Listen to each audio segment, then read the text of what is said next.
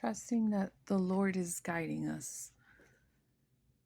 It is within the scope of God's plan that we should come up against evil in this world, have to fight a way for ourselves through it. Our Lord could have captivated the minds and hearts of the whole world by a single sermon, but he did not. Alone, with a few faithful disciples, he lived in the midst of constant hostility. It is so in the whole history of humanity. We have only to recall the divine words, "Your ways are not my ways," from Isaiah 55, and those of St. Paul, "Oh, the depth of the riches of the wisdom and of the knowledge of God, how unsearchable his ways," from Romans 11:33. We must face reality and not live in an unreal world, not even in an ideal world of our own imagining, which we build up with our poor and unsubstantial dreams. We make a great act of adoration and submission when we recognize the absolute sovereignty of God in all that happens.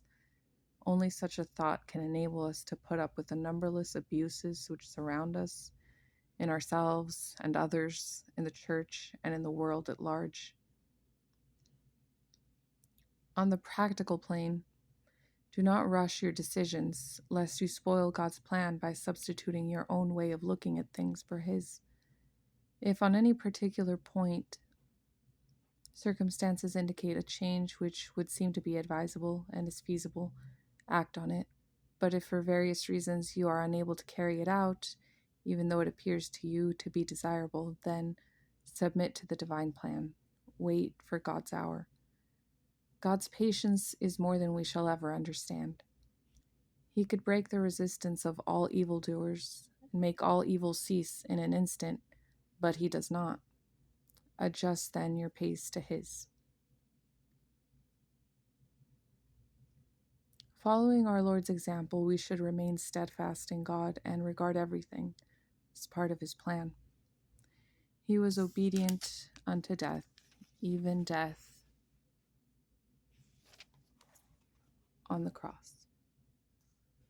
We must not be surprised if, while the cross lasts, we experience no feeling of elevation or consolation, that, on the contrary, we are often incapable of raising up our spirits or of thinking of the good effects which will follow later.